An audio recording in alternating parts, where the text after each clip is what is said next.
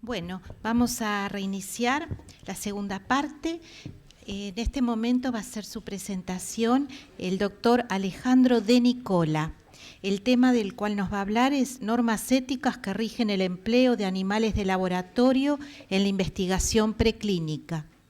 El doctor de Nicola es médico y doctor en medicina por la Universidad de Buenos Aires, miembro titular de la Academia Nacional de Medicina, profesor emérito de la Universidad de Buenos Aires y director del Laboratorio de Bioquímica y Neuroendocrinología del Instituto de Biología y Medicina Experimental.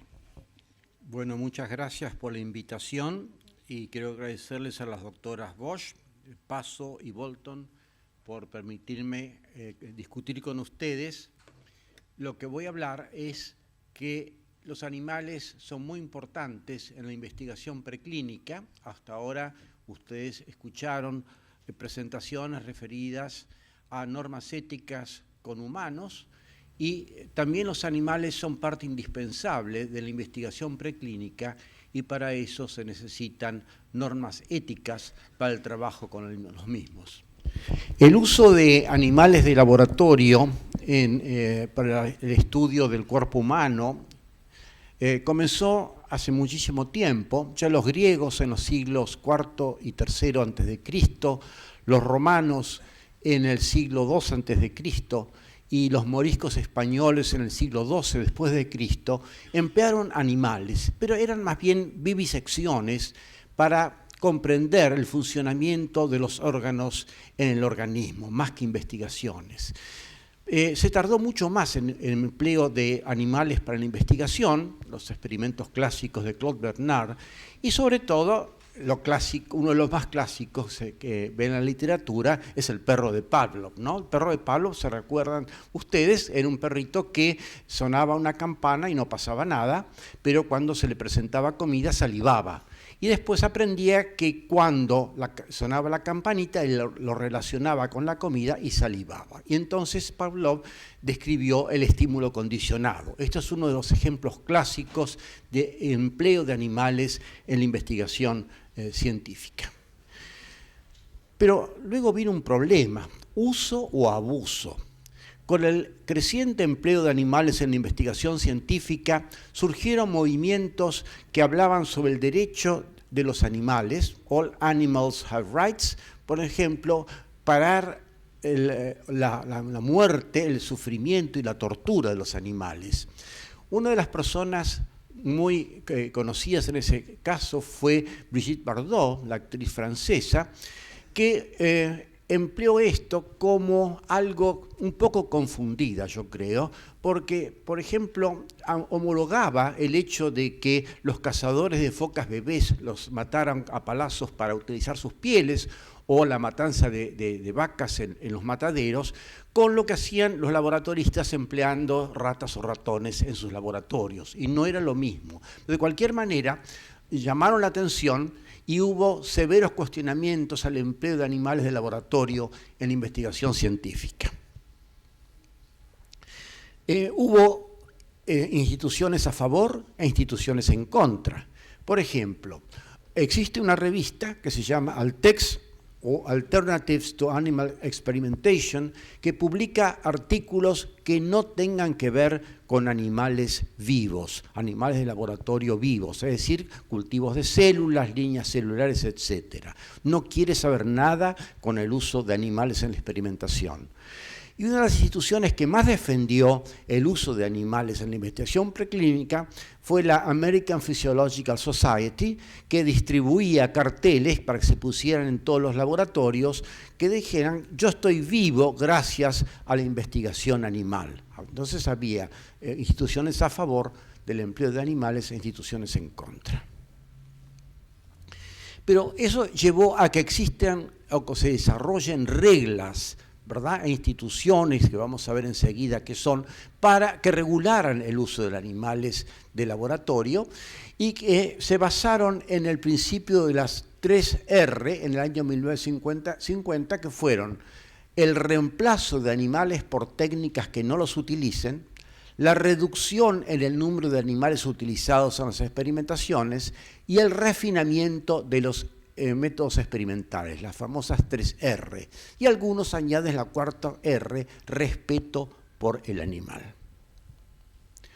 Para evitar abusos o mala praxis en el empleo de animales de laboratorio para la investigación científica, se crean los CICUAL, o sea, comisiones institucionales para el cuidado y uso de animales de laboratorio. Estas comisiones que existen en toda institución científica, institutos de investigación, facultades de medicina, veterinaria, etcétera, que empleen animales, tienen funciones muy específicas. Por ejemplo, velar por el bienestar de los animales utilizados en el ámbito de la institución, solicitar la presentación de los protocolos experimentales que se están ejecutando, orientar a los integrantes de la institución en lo referente a sus legítimas preocupaciones sobre el cuidado y uso de los animales en el ámbito de la institución, asesorar a las autoridades y a los equipos de investigación y docencia sobre los principios básicos de las 3R, refinación, reducción, reemplazo.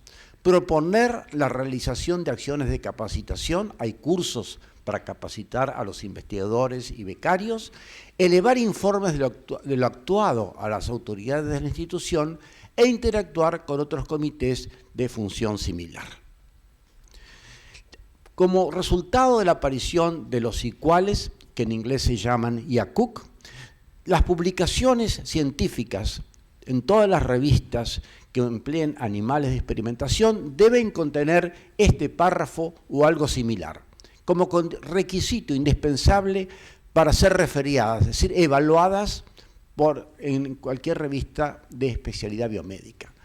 Todos los procedimientos deben estar conducidos de acuerdo a las recomendaciones emitidas por el Instituto Nacional de la Salud de Estados Unidos, una de las primeras que estableció las reglas de trabajo con animales de laboratorio, y por el instituto o el comité institucional, o sea, el IACUC en inglés o el CICUAL en español.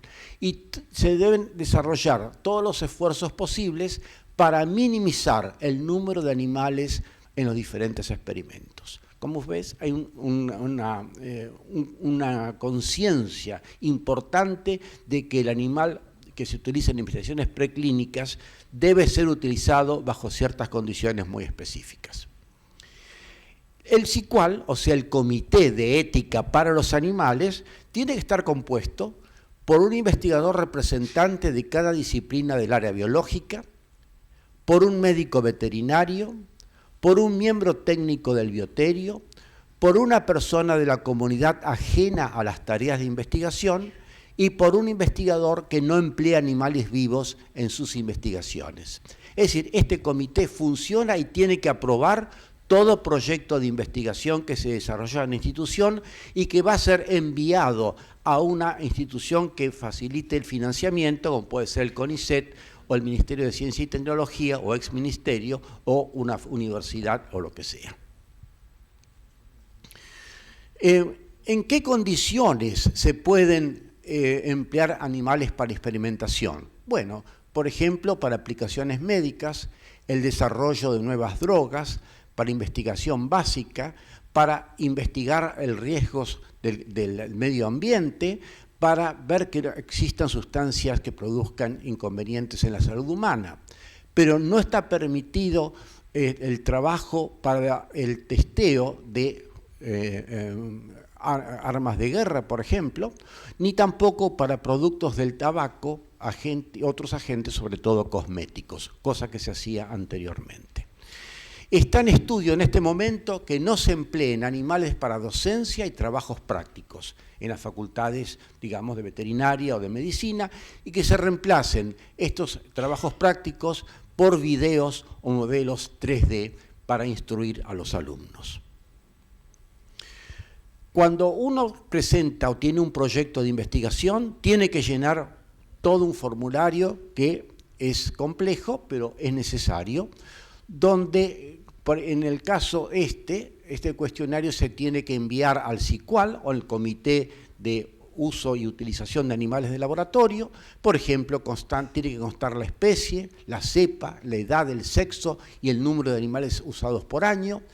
Si está el bioterio con un ciclo de luz-oscuridad, la temperatura que está ese bioterio, la extracción de aire, que tiene que tener, el cambio de cama, o sea, de la viruta o lo que tenga las jaulas para contener las heces y la orina de los animales, qué anestésicos se van a usar, por ejemplo, los más comunes son la ketamina o la silacina, qué analgésico se va a administrar al animal si se le produce una operación, por ejemplo, tramadol u otro analgésico, o sedantes, y si implica riesgo de infección, qué antibiótico se le va a administrar al animal, por ejemplo, cefalexina, dosis por vía intraperitoneal, subcutánea, etc. Todo esto tiene que ser bien especificado y es muy bien estudiado por el SICUAL.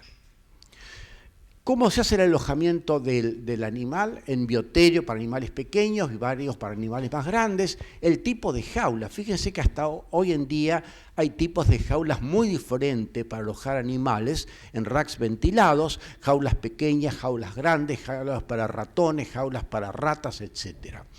Y se le obliga a marcar al investigador, al que presenta este protocolo de investigación, por ejemplo, la restricción, si va a tener restricción de agua y alimentos para el experimento, las modificaciones conductuales, los procedimientos quirúrgicos con recuperación, procedimientos quirúrgicos sin recuperación, estudios de dosis medias de efectivas farmacológicas, la restricción prolongada de animales no anestesiados, de qué forma se va a hacer, en jaulas pequeñas, en tubos de contención, etcétera.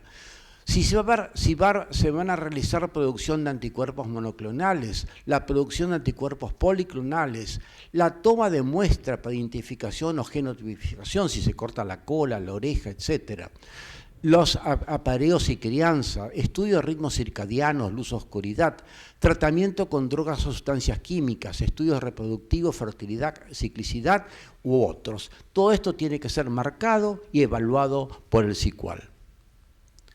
Los agentes utilizados en el proyecto, ¿qué vamos a usar para el estudio o el empleo de estos animales? Por ejemplo, agentes infecciosos, radioisótopos, carcinógenos, químicos, biológicos u otros, y el método del cual se va a disponer el animal una vez finalizado la investigación científica. Muerte por decapitación, dislocación cervical, inhalación de CO2, perfusión intracardíaca, exsanguinación u otros. Parece un poco cruel, pero es cosa de todos los días en los laboratorios de investigación. Ahora bien, por mucho tiempo hubo partidarios de utilizar exclusivamente métodos in vitro o métodos in vivo. Esto implica el uso de líneas celulares, esto implica métodos in vivo, el uso de animales de experimentación.